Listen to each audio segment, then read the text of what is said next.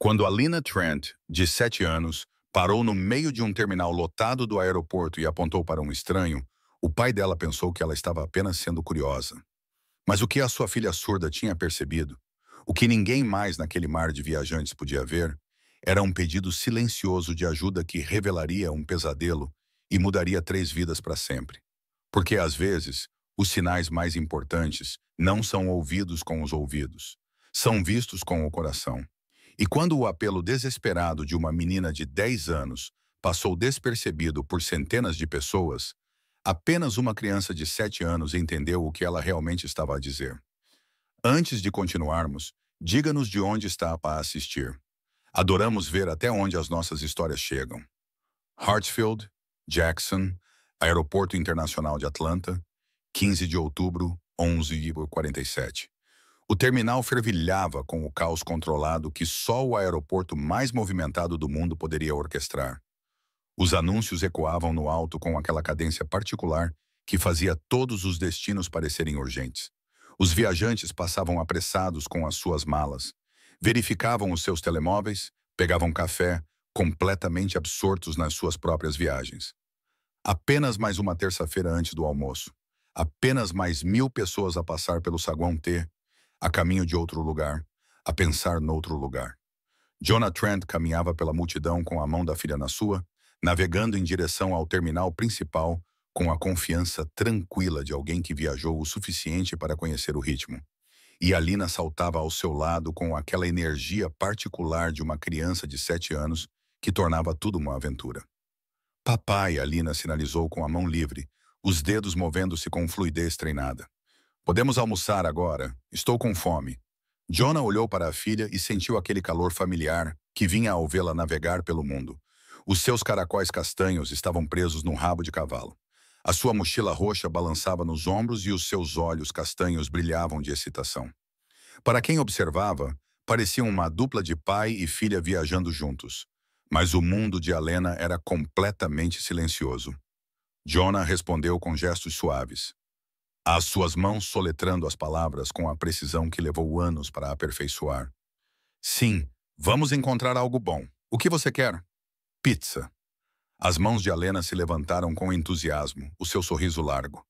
Jonah riu e estava prestes a responder quando a mão de Alena de repente apertou a sua com uma força surpreendente. O seu corpo inteiro ficou rígido. Papai. A sua mão livre se movia com gestos bruscos e urgentes. Olha para aquela rapariga. O tom, se a linguagem gestual pudesse ter tom, fez com que os instintos protetores de Jonah se acendessem imediatamente. Ele seguiu o olhar da filha através da multidão. A cerca de 10 metros à frente, serpenteando entre a multidão de viajantes, caminhavam uma mulher e uma criança. A mulher destacava-se daquela forma específica que o dinheiro sempre faz. No final dos 30, talvez 40. Bolsa de grife, do tipo que Jonah reconhecia dos anúncios de revistas, saltos altos que batiam no chão polido com precisão proposital.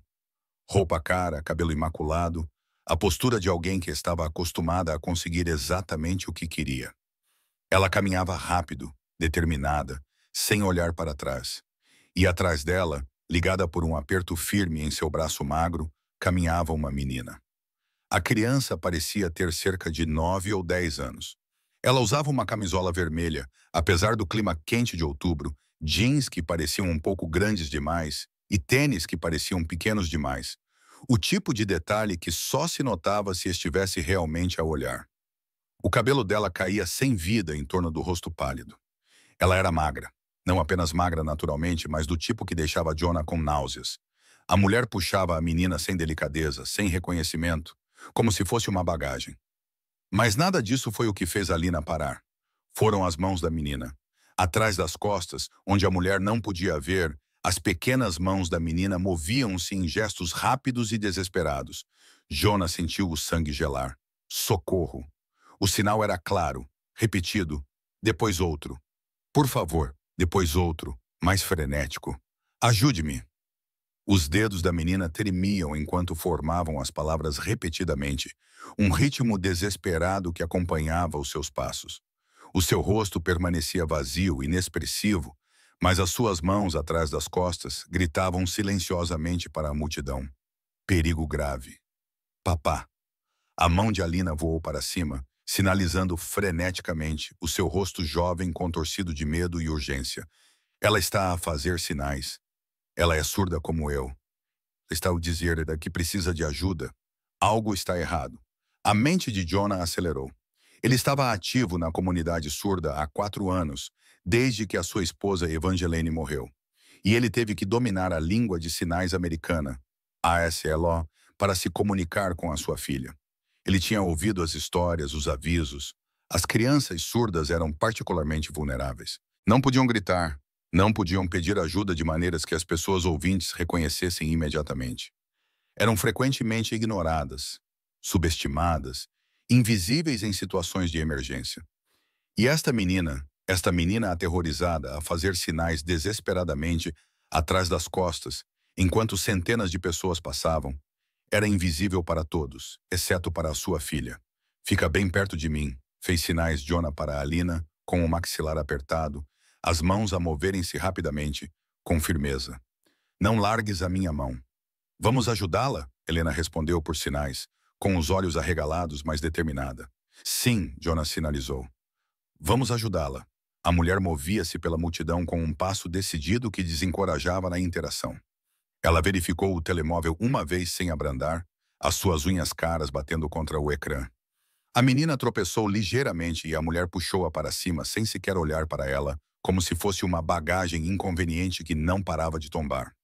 As mãos da menina nunca pararam de se mover. Assustada, socorro, por favor, ajudem.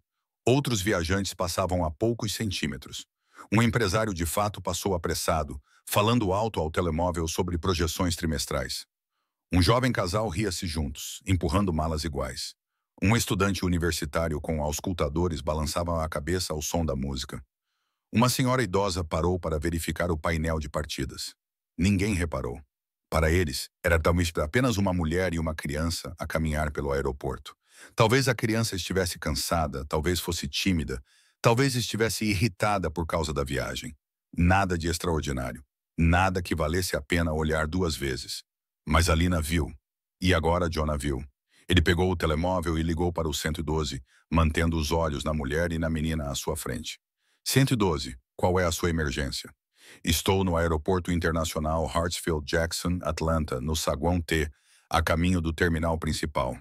Há uma criança aqui que está a pedir ajuda em linguagem de sinais. Ela é surda. Está com uma mulher que parece estar a levá-la para algum lugar contra a sua vontade. A criança está aterrorizada e tem sinalizado que está em perigo. Preciso da polícia aqui imediatamente. Senhor, pode descrever as pessoas? Jonah forneceu detalhes. A aparência da mulher, o suéter vermelho da menina, a direção em que seguiam. O atendente garantiu que os policiais estavam a ser notificados e pediu que ele mantivesse contato visual, se possível, sem se colocar em risco. A mulher parou no painel de partidas, verificou algo no telemóvel e mudou de direção para o saguão A, em direção aos portões, em direção aos voos que as levariam para outro lugar. O coração de Jonah batia forte. Quanto tempo levaria para a polícia chegar? Quanto tempo levaria para essa mulher embarcar num avião com essa criança lá apavorada? A mulher e a menina entraram numa casa de banho. Jonah posicionou-se do lado de fora com Alina, o coração batendo forte. A mão da sua filha agarrou a dele com força, o rosto jovem dela sério de uma forma que a fazia parecer muito mais velha do que 7 anos. Ela vai ficar bem? Perguntou Alina por sinais. Sim, respondeu Jonah por sinais, esperando desesperadamente que fosse verdade. Vamos garantir que ela fique bem. Quando a porta da casa de banho se abriu e elas saíram, Jonah tomou uma decisão em frações de segundo. Ele colocou-se diretamente no caminho delas. Com licença, disse ele, mantendo a voz calma, mas firme. A sua filha está bem? A mulher parou. Ela virou a cabeça lentamente na direção dele e, mesmo por trás dos óculos escuros, Jonah podia sentir o frio do seu olhar. A minha enteada está bem. A voz dela era seca, cortante, o tipo de voz que estava habituada a fazer as pessoas recuarem. Estamos atrasadas para um voo. Sai da frente. Ela tentou contorná-lo, puxando a menina com ela. Mas Alina já se tinha movido. Antes que Jonah pudesse reagir, a sua filha de 7 anos escapou-se do seu aperto e colocou-se diretamente à frente da menina mais velha. As suas pequenas mãos moviam-se em sinais claros e cuidadosos. Estás bem? Estás segura? Os olhos da menina arregalaram-se, a boca abriu-se ligeiramente. Por um momento, ela apenas olhou para Alina como se estivesse a ver um fantasma, como se estivesse a ver a esperança materializar-se do nada. Então as suas mãos voaram em resposta, movendo-se tão rápido que Jonah mal conseguia acompanhar todos os sinais. O seu rosto desmoronou-se, lágrimas escorrendo pelas bochechas, enquanto as suas mãos expressavam o seu terror. Não estou segura. Ela está a levar-me para pessoas más. Ela vendeu-me. Por favor, ajude-me. Por favor, estou com medo. Ela vai entregar-me a pessoas em Miami. Por favor, não deixe ela levar-me. A mão da mulher disparou e agarrou os pulsos da menina, puxando-os violentamente para baixo. Cale a boca, ela sussurrou, sua máscara de compostura rachando. Pare com isso, vamos embora agora mesmo. Ninguém vai a lugar nenhum, disse Jonah com firmeza, dando um passo à frente. A sua voz agora era alta o suficiente para que outros viajantes começassem a notar. Já chamei a polícia. Eles estão a caminho. O rosto da mulher se contorceu de raiva e pânico. Ela tentou empurrá-lo com os nós dos dedos brancos de tanto apertar o braço da menina. Saia do meu caminho. Esta é a minha enteada, e você não tem o direito. Solte-a, disse Jonah, sua voz baixando para algo mais frio. Algo que vinha de ter crescido em bairros difíceis, onde você aprende quando as palavras não são suficientes. Agora, um segurança percebeu a comoção e começou a caminhar rapidamente em direção a eles. Mais viajantes pararam sentindo que algo estava errado. A mulher olhou em volta, percebendo que estava atraindo exatamente o tipo de atenção que não queria. Socorro! Gritou Jonah claramente. Esta mulher está a tentar levar esta criança. Alguém chame a segurança. O segurança começou a correr. Todos fiquem onde estão. A mulher soltou a menina e tentou fugir. Mas Jonah se moveu para bloquear o seu caminho. Ela tropeçou para trás, a sua bolsa de grife balançando descontroladamente, a sua compostura completamente abalada. Eu não fiz nada de errado. Este homem está a me assediar. Mas a menina tinha caído de joelhos, soluçando silenciosamente. As suas mãos moviam-se em sinais desesperados em direção a Alina, que se ajoelhou ao lado dela, colocando uma mãozinha no seu ombro. A polícia do aeroporto chegou em 90 segundos, seguida por 2 agentes federais que estavam estacionados nas proximidades. Assim que chegaram, tudo mudou para o modo oficial. A mulher foi separada da rapariga. Jonah explicou o que tinha testemunhado. Alina, com a seriedade de alguém muito mais velho, comunicou por sinais a um agente o que a rapariga tinha dito. Um dos agentes federais, uma mulher na casa dos 40 anos com olhos gentis e a postura de alguém que já tinha visto demais, ajoelhou-se ao lado da rapariga. Ela começou a comunicar por sinais. Olá, querida. O meu nome é Agente Martinez. Agora estás segura. Podes dizer-me o teu nome? A menina olhou para ela com descrença, como se não conseguisse processar que alguém oficial, alguém com autoridade, pudesse realmente falar a sua língua. Então, lentamente, as suas mãos começaram a se mover. O meu nome é Belle Moreno. Tenho 10 anos. E então, com uma agente que a compreendia, com a segurança finalmente ao seu alcance, tudo veio à tona. As mãos de Belle agora se moviam rapidamente. Os sinais se misturavam em sua necessidade desesperada de contar a alguém, qualquer pessoa que pudesse compreender o que estava a acontecer com ela. A agente Martinez ouvia, sua expressão ficando mais sombria a cada revelação. Outro agente interveio para traduzir para os policiais que não conheciam a língua de sinais americana. A história de Belle surgiu em fragmentos, reunidos entre lágrimas e mãos trêmulas. Ela tinha perdido a audição aos 5 anos devido a uma meningite. O seu pai, Felipe Moreno, tinha sido o seu protetor, aprendendo a linguagem de sinais com ela. 8 meses atrás, Felipe morreu num acidente de construção em Jacksonville, Flórida, quando um guindaste desabou.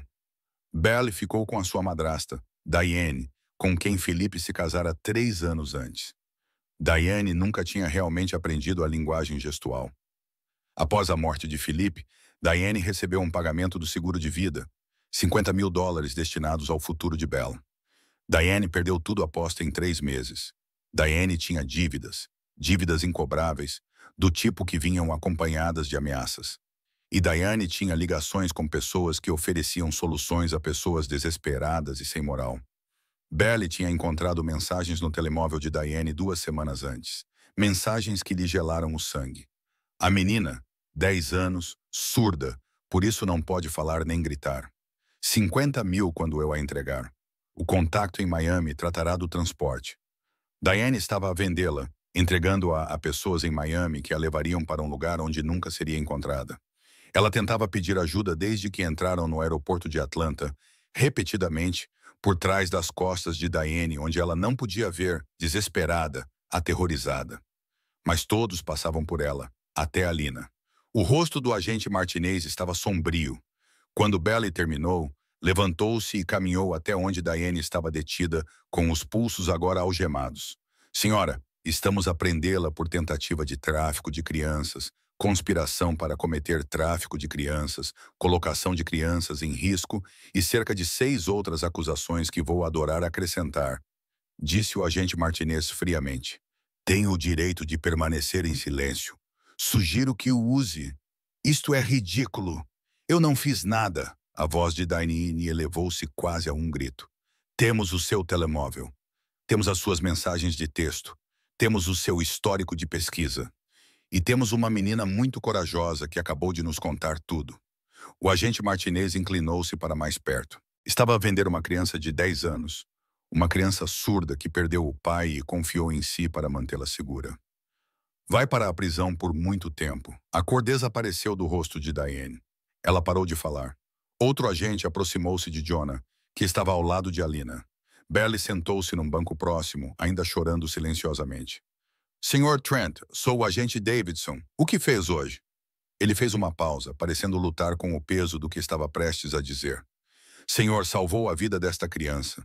A maioria das pessoas não teria reparado. A maioria das pessoas que reparasse não teria agido. Você e a sua filha impediram algo que teria destruído aquela menina. Jonah sentiu a garganta apertar. Olhou para o banco onde Belly estava sentada. Alina tinha se aproximado e sentado ao lado dela. A menina mais velha olhou para a mais nova e Alina fez um sinal simples. Agora estás segura. O meu pai mantém as pessoas seguras. Não precisas mais ter medo. O rosto de Belly se contorceu novamente e ela estendeu a mão. Alina pegou a mão dela. 2 meninas surdas, uma de 7 anos que percebeu o que ninguém mais podia ver, uma de 10 anos que gesticulava desesperadamente pedindo ajuda, invisível em uma multidão de 100 pessoas. A investigação que se seguiu revelou toda a extensão do que Bell tinha sido poupada. Os registros telefônicos de Diane Brennan levaram os agentes federais a uma rede de tráfico que operava em 3 estados. O contacto em Miami fazia parte de uma organização responsável pelo desaparecimento de pelo menos 32 crianças nos últimos 4 anos.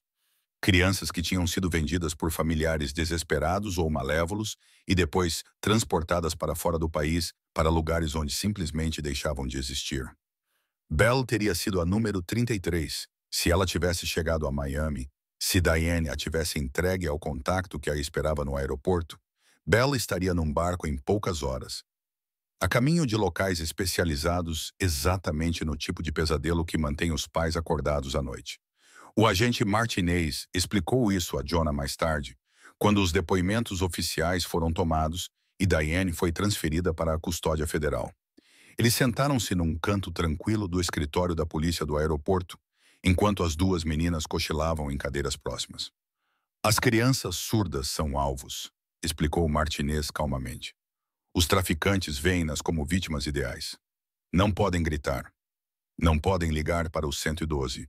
Não conseguem comunicar facilmente com estranhos que possam ajudá-las. Belly tentou dizer a alguém que estava em perigo, mas centenas de pessoas a viram hoje. A sua filha foi a única que compreendeu o que ela estava a dizer. Jonah olhou para Helena, enrolada numa cadeira com a mochila como almofada.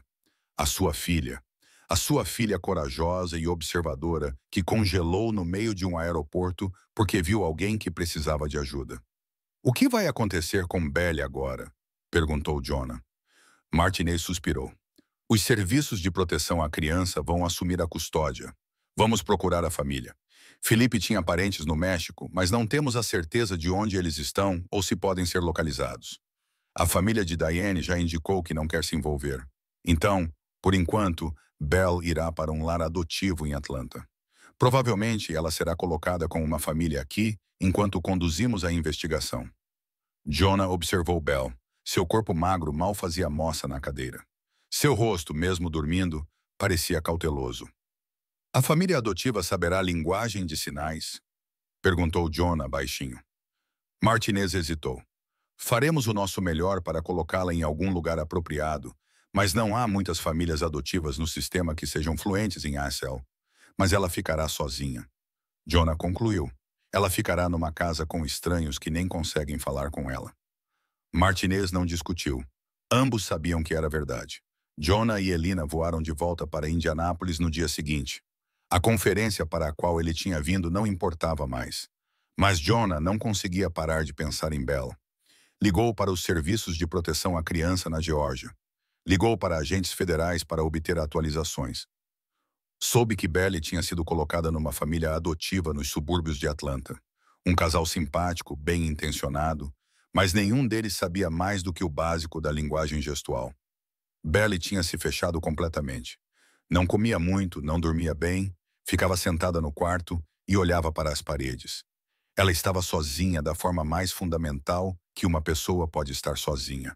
Papá, temos de ajudá-la, Alina sinalizou para ele uma noite, 3 dias depois de terem voltado para a casa. Estavam sentados à mesa de jantar na sua pequena casa em Indianápolis, e a comida de Alena estava intocada. Ela deve estar com tanto medo. Ela precisa de uma família que possa conversar com ela. Ela precisa de nós. Jonah olhou para a sua filha de 7 anos. Querida, é complicado, ele sinalizou lentamente. Ela mora na Geórgia. Nós moramos aqui. E eu sou apenas uma pessoa. Trabalho a tempo inteiro. Cuidar de ti já é muito. Alina interrompeu, movendo as mãos enfaticamente.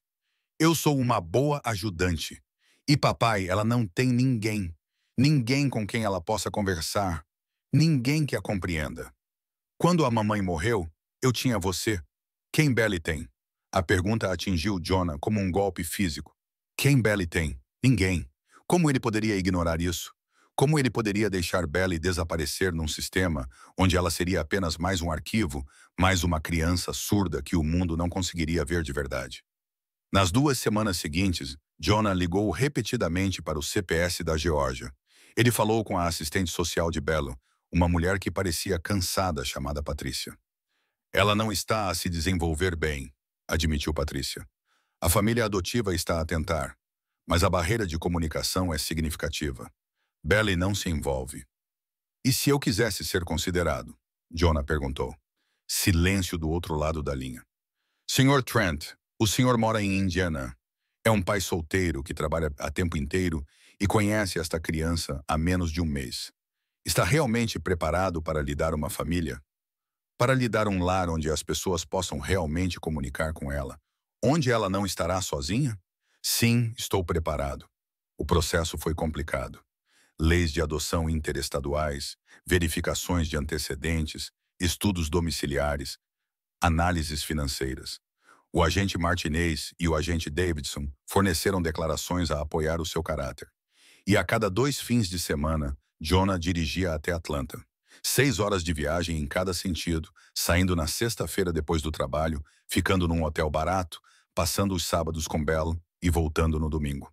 Na primeira visita, Belle nem sequer olhou para ele.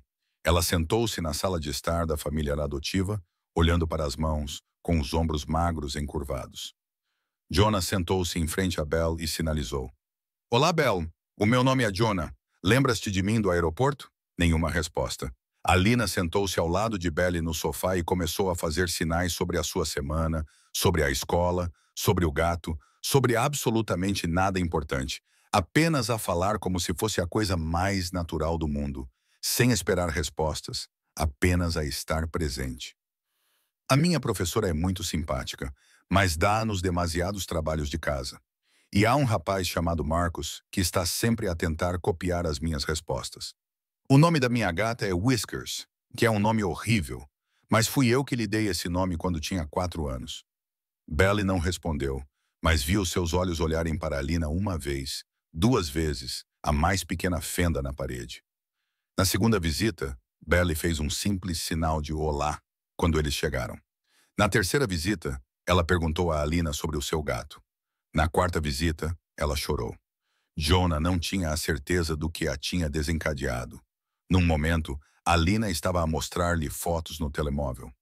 No momento seguinte, Bel estava a soluçar silenciosamente, o seu corpo magro a tremer. Jonah sentou-se ao lado dela e ela não se afastou. Ele colocou um braço em volta dos ombros dela e deixou-a chorar. Alina se encostou no outro lado dela e ficaram assim por 20 minutos, enquanto Belly lamentava tudo o que havia perdido.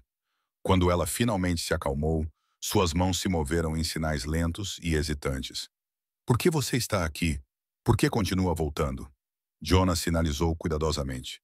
Porque você é importante. Porque você merece pessoas que a vejam. Porque você não está mais sozinha. Estou destruída, sinalizou Belle. O meu pai está morto e a Diane, ela tentou. A sua mão parou. Não estás destruída, Jonah sinalizou com firmeza. Estás magoada. Estás de luto. Sobreviveste a algo terrível, mas és forte e corajosa. Mas não consegui salvar-me. Belle sinalizou. Se a Alina não me tivesse visto, mas ela viu-te. E sabes por quê? Porque não desististe. Continuaste a sinalizar. Continuaste a tentar. Isso não é fraqueza, é coragem. Belle olhou para ele com olhos que pareciam exagerados. O que vai acontecer comigo agora? Jonah respirou fundo. Estou a trabalhar com o teu assistente social e o sistema judicial. És uma pessoa que merece amor, segurança e um lar. É isso que quero dar-te, se me deixares. Belle ficou em silêncio por um longo momento. Então, ela sinalizou. Posso pensar sobre isso? Claro, sinalizou Jonah. Leva todo o tempo que precisares. Mas quando estavam a sair, Belle deteve-os na porta. As suas mãos fizeram um pequeno sinal hesitante. Obrigada por não se esquecerem de mim. Jonah sentiu a garganta apertar. Eu nunca poderia esquecer-te. 4 meses depois do aeroporto, numa tarde fria de fevereiro, Jonah estava sentado na sua sala com Patrícia, a assistente social de Belle. O tribunal aprovou o seu pedido. Patrícia disse, todos os requisitos interestaduais foram cumpridos. Belle ficará com vocês a partir da próxima semana. Jonah sentiu algo enorme mudar no seu peito, alívio, alegria, terror. Ela sabe e está pronta. No sábado seguinte, Jonah e Alina dirigiram-se a Atlanta mais uma vez. Mas desta vez, não iriam embora sem Belle. No carro, enquanto partiam em direção ao norte pela Interstate 75, Belle sentou-se no banco de trás ao lado de Alina. Ambas as meninas estavam caladas. Belle olhava pela janela. Após cerca de 30 minutos, ela tocou no ombro de Jonah. Ele olhou pelo espelho retrovisor. Tenha certeza? Perguntou Belle em linguagem gestual. Tenha certeza de que me quer? Jonah encostou o carro. Virou-se para olhar diretamente para ela. Belle, prometo-lhe isto, disse ele lentamente em linguagem gestual. Nunca mais estará sozinha. Nunca mais estará em perigo. Nunca mais será invisível. Eu vou protegê-la. A Alina será tua irmã e nós seremos a tua família. Não porque temos de o fazer, mas porque queremos, porque mereces isso, entendes? Os olhos de Belle encheram-se de lágrimas. Mas e se eu estragar tudo? E se eu for um problema? Não és um problema, sinalizou Jonah com firmeza. És minha filha, e as famílias não desistem umas das outras. Elina inclinou-se e sinalizou enfaticamente. Agora estás presa a nós para sempre. Belle riu, um pequeno som entrecortado que era tanto um soluço quanto uma diversão genuína. Então ela assinou. Ok, eu quero ser sua família. Eu quero você e a Alina. Jonah sorriu. Então vamos para casa. A adoção foi finalizada em maio, 5 meses depois daquela viagem em fevereiro. O juiz examinou a papelada e então olhou diretamente para Belle. Jovem, você entende o que está acontecendo hoje? O intérprete do tribunal assinou a pergunta. Belle acenou com a cabeça e assinou de volta. Sim, Jonah vai tornar-se meu pai legalmente para sempre. E é isso que você quer? Sim, Belle assinou enfaticamente. Mais do que tudo, sorriu o juiz. Então, é com grande prazer que finalizo esta adoção. Belle Moreno Mitchell, bem-vinda à sua família para sempre. Alina gritou e pulou na cadeira. Jonah sentiu as lágrimas finalmente escorrerem e Belly sorriu. Um sorriso verdadeiro, genuíno e espontâneo que transformou todo o seu rosto. Depois, nos degraus do tribunal, Alina abraçou Belly e sinalizou: "Vês, eu disse que agora és minha irmã para sempre." Belly abraçou-a de volta e sinalizou: "Não quero livrar-me de ti, mesmo que às vezes sejas muito irritante. Tu também és irritante. É isso que as irmãs fazem." Jonah observou as suas filhas a provocarem-se e sentiu algo que não sentia há anos. Não apenas contentamento, não apenas alívio, mas felicidade genuína e completa. A transição não foi fácil. Belly tinha pesadelos regularmente. Acordava ofegante em silêncio, aterrorizada, até que Jonah ou Elina vinham lembrá-la de onde ela estava, que estava segura. Ela acumulava comida no quarto, uma resposta traumática dos meses com Diane. Jonah não deu muita importância a isso. Ele apenas se certificou de que a despensa estivesse sempre cheia. E gradualmente Belly parou de esconder barras de cereais debaixo do colchão. Ela recuava com toques inesperados, tinha ataques de pânico em locais movimentados que a faziam lembrar aeroportos. Mas aos poucos, Belly começou a se recuperar. Ela começou a dormir a maior parte das noites. Ela ria das piadas terríveis de Alina. Ela se juntou a um grupo de jovens surdos em Indianápolis e fez amigos. Ela deixou Jonah abraçá-la sem ficar rígida. 9 meses após a adoção, Belly foi até Jonah enquanto ele preparava o jantar. "Posso falar com você?" Ela sinalizou. "Sempre", Jonah sinalizou de volta. Eles se sentaram à mesa da cozinha. Os dedos de Belly se moviam lentamente, com cuidado. "Naquele dia no aeroporto, eu tentei por muito tempo e todos simplesmente passaram por mim. Centenas de pessoas. Ninguém me viu." Ela fez uma pausa. "Por que é que a Alina me viu quando mais ninguém viu?" Jonah pensou na pergunta. "A Alina vê o mundo de forma diferente das pessoas que ouvem. Ser surda ensinou-a a reparar em coisas que os outros não veem. Linguagem corporal, expressões faciais. Ela procura detalhes que as pessoas que ouvem ignoram. Mas é mais do que isso", Belly sinalizou. "Muitas pessoas surdas também passaram por mim.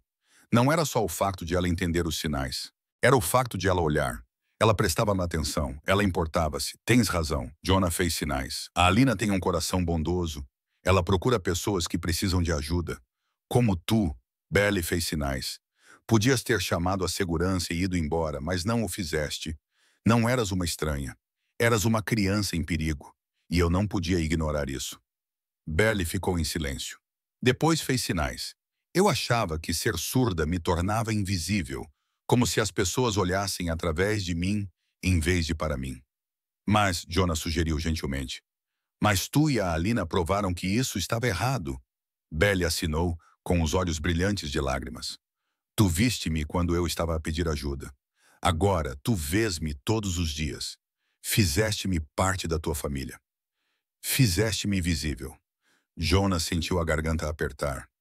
"Tu nunca foste invisível, Belle. Tu só precisavas de pessoas que soubessem olhar. Eu estava a pensar em todas as outras crianças que ninguém vê, que ninguém ajuda." Belly sinalizou. "É pesado pensar nisso", Jonah sinalizou. "Mas talvez seja por isso que eu sobrevivi." Belly sinalizou. "Talvez eu deva dizer às pessoas que as crianças surdas são importantes, que vale a pena nos ver, vale a pena nos salvar." "És incrivelmente corajosa", Jonah sinalizou, "por ter sobrevivido ao que sobreviveste e querer ajudar os outros. Isso é extraordinário, aprendi isso contigo." Belly sinalizou simplesmente.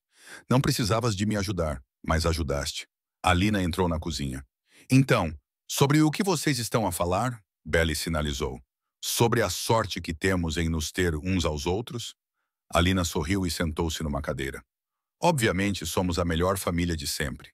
Jonah riu e levantou-se para voltar ao jantar. Enquanto mexia o molho do macarrão, pensou no estranho caminho que os tinha levado até ali. A sua família tinha nascido de uma tragédia, forjada no cadinho de um terminal de aeroporto, onde o grito silencioso de uma criança finalmente tinha sido ouvido, construída sobre a base de que todos merecem ser vistos. Um ano após a adoção, Belly pediu para visitar o aeroporto. Jonah não tinha a certeza se era uma boa ideia, mas Belly insistiu. Ela tinha conversado com o seu terapeuta sobre isso e sentia-se pronta. Então, num sábado de maio, Os três dirigiram-se ao Aeroporto Internacional de Indianápolis. Caminharam juntos pelo terminal. Belly parou no local de onde o avião para Atlanta teria partido. Ficou ali em silêncio. Era daqui que eu teria partido, sinalizou ela.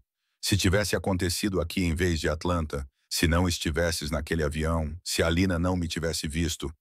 Mas eu vi-te, sinalizou Helena com naturalidade. Porque presto atenção. Bel sorriu e abraçou a sua irmã mais nova. Sim, tu prestas atenção. Ela virou-se para Jonah. Eu queria vir aqui para recordar. Não as partes ruins, mas as boas.